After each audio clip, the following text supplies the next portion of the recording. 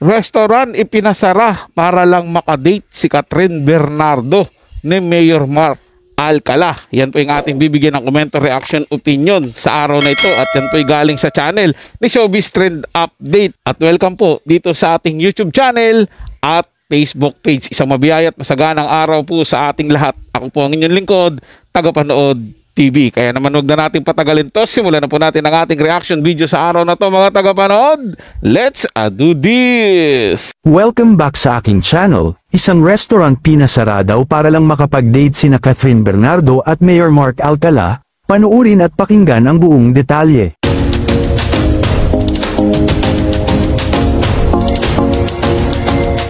Usap-usapan nga ngayon ang naging topic ni na OG Diaz at Mama Loy sa kanilang entertainment vlog na OG Diaz Showbiz Update, patungkol kina Lucena City Mayor Mark Alcala at Asia's outstanding superstar Catherine Bernardo. Ayon sa kwento, isang restaurant daw ang ipinasara exclusively para magkaroon sila ng privacy sa kanilang date. Bukod dito, kinumpiska raw lahat ng cellphones ng empleyado para maiwasang may kumuha ng photos at videos nila. At may pirmahan pa raw ng NDA o non-disclosure agreement tungkol dito. Isa pa lang ito sa mga kumakalat na tsikang nakikitang magkasama ang dalawa. Kaya naman lumakas ang usap-usapan na baka talagang may namamagitan na talaga sa dalawa, dahil sa madalas silang mamataan na magkasama. At nitong kamakailan nga lamang, sa isa pang tsikang kumakalat, namataan naman daw ang dalawa habang magkasamang naglalakad sa Bonifacio Global City noong ika-6 ng Hunyo.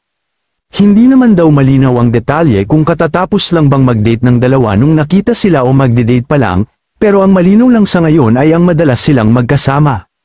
Gayunman, hanggang ngayon ay wala naman inaamin si Kath kung may namamagitan nga ba sa kanilang dalawa, gayon din si Mayor Alcala, pero kung totoo man ito, ay wala naman problema, dahil parehas naman silang single.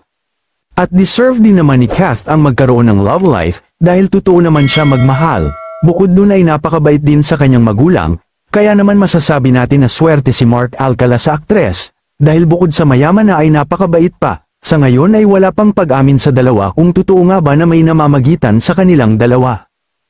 Kayo mga ka-showbiz, anong masasabi nyo sa ating showbiz topic ngayon? Kung may opinion kayo ay magkomento lang kayo sa aking comment section. If ever man na totoo to, mga tagapanood, na nagde-date na si Catherine Bernardo at itong si Lucena Mayor Mark Alcala, wala na po. Malamang finish na talaga yung Katniel. Mawawalan na ng pag-asa yun na magkaroon ng balikan. Untahin na lang siguro natin next nila. Sabihin na natin sa pagtanda, baka malay mo, 'di ba? Pero sa ngayon mukhang may matutuldo ka na. If ever man totoo to, mga tagapanood, at lalong wala na rin pag-asa yung kay Catherine at saka kay Alden Richard. Mukhang wala talaga yatang malinaw yung sa dalawa, pure trabaho lang.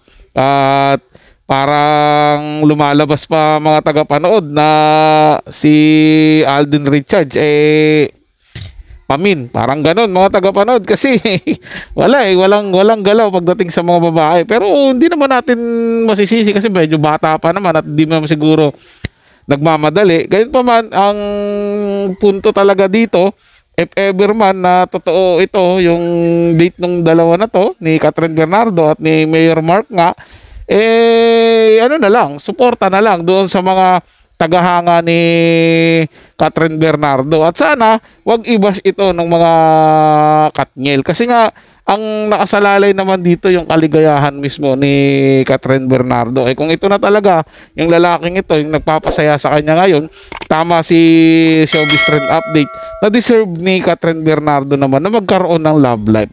Dahil napakabuting bata ito, napakabuting tao ni Catherine, lalo na sa kanyang pamilya. Kaya deserve niya rin na mabalikan ng tunay na pagmamahal. So yun lang po, mga tagapanood. Ito yung comment at opinion lamang. Wala pong personalan. Maraming salamat po sa inyong panonood. Paalam po at mabuhay po kayong lahat.